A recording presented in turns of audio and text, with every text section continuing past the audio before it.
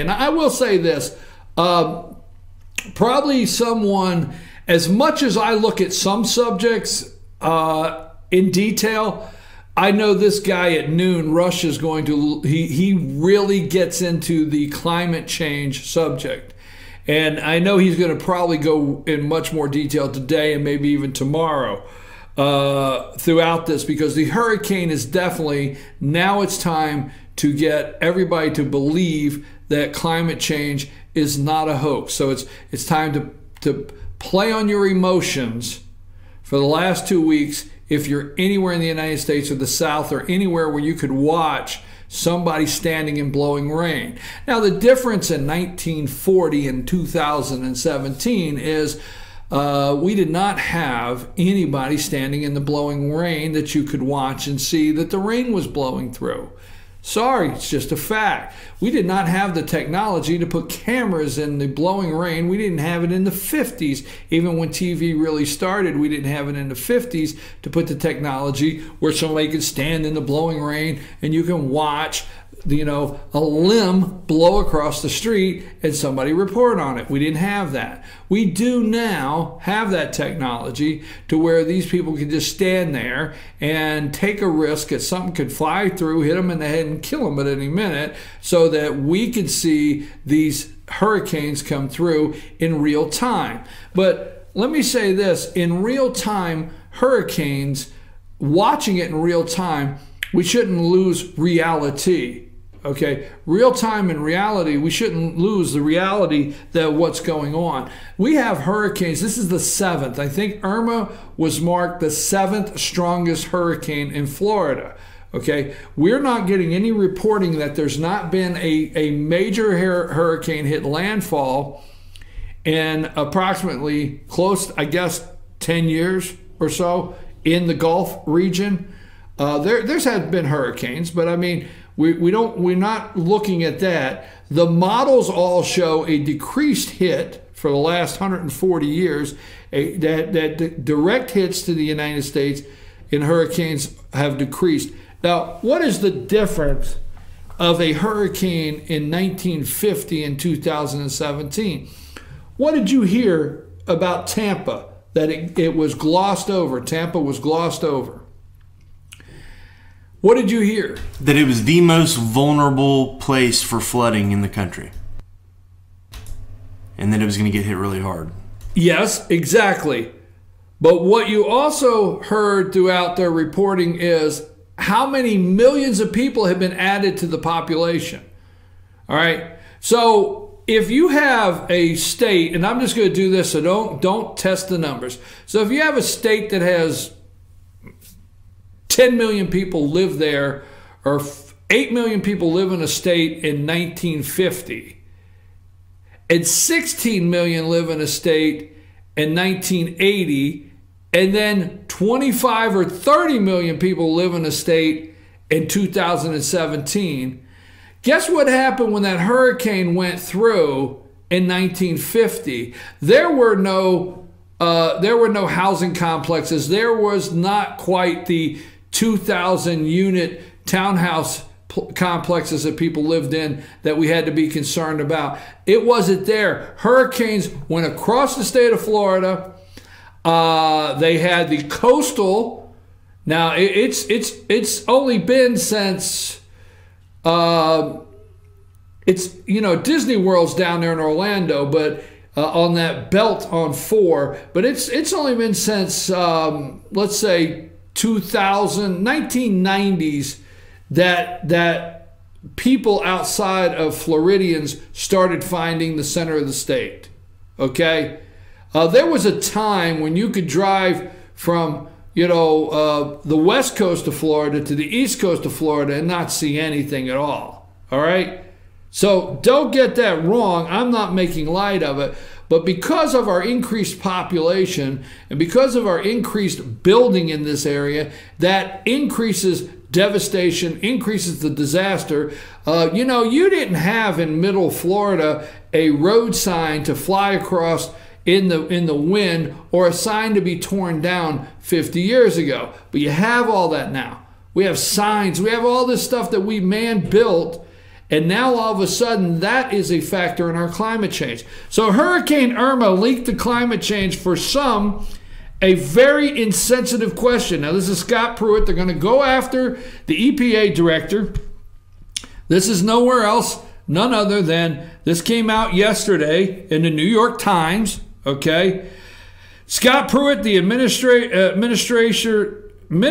of the Environmental Protection Agency, says it is insensitive to discuss climate change in the midst of the deadly storms. Tomas Regaldo, I think it is. Yeah. Tomas Regaldo, here's the expert for the New York Times, the Republican. They make sure it's the Republican.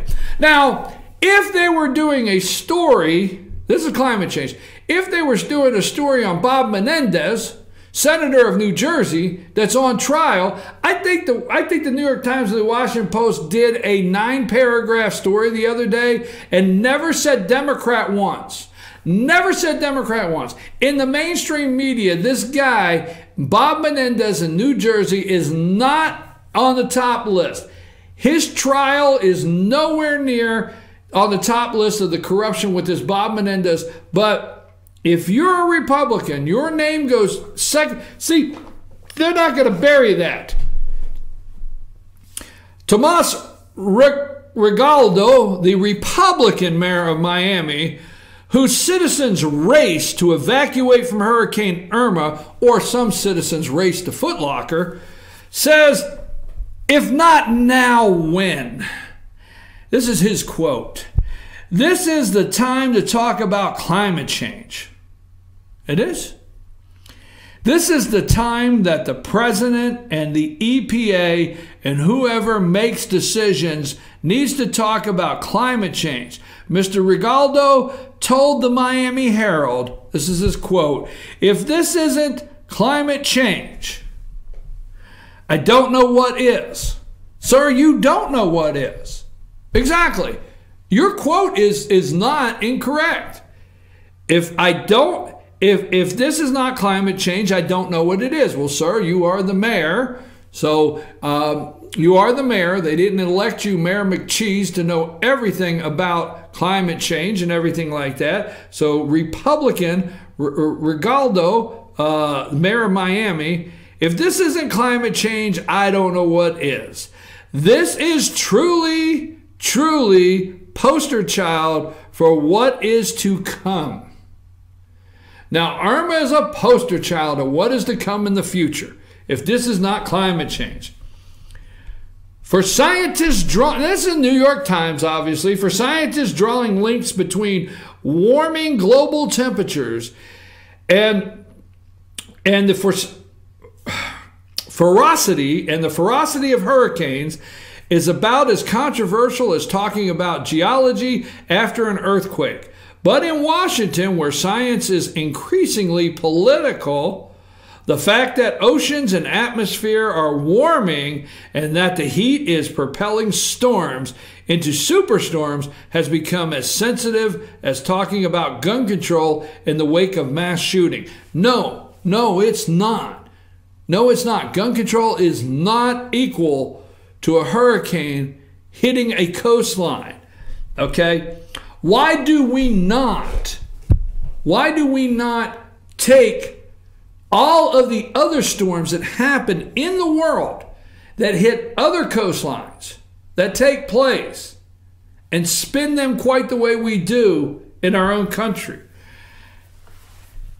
This is a quote, to have any kind of focus on the cause and effect of the storm versus helping people or actually facing the effect of the storm is misplaced, Pruitt said, and that's our EPA director. Mr. Pruitt said to CNN in an interview ahead of Hurricane Irma, echoing similar sentiments he made when Hurricane Harvey made landfall in Texas 2 weeks ago. To use time and effort to address, at this point, a very, very insensitivity to the people of Florida, he added. Okay. Ben Kirtman, the professor of atmospheric science at the University of Miami, School of Marine and Atmospheric Science, he said believes failing to discuss climate change hurts Florida and the entire country.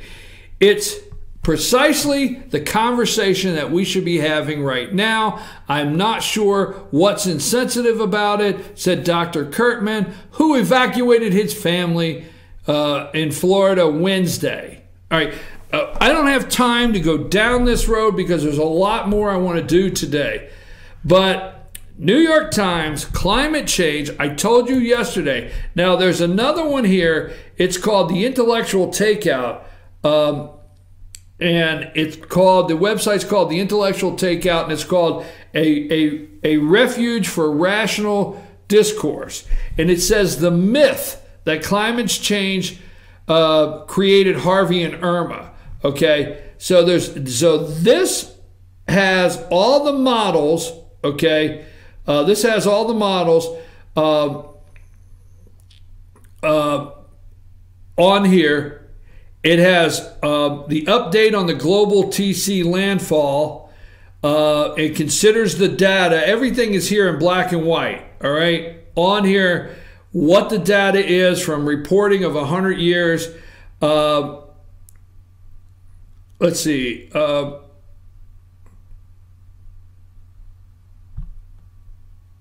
It's the I had it this morning where it says it has been 140 years that the model has actually been down.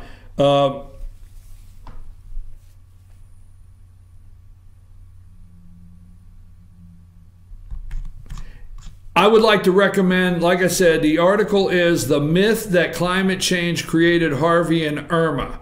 Okay, and it's The Intellectual Takeout, a Refuge for Rational Discourse. And I'd like for you to read this article so you could go through the models and see what it is.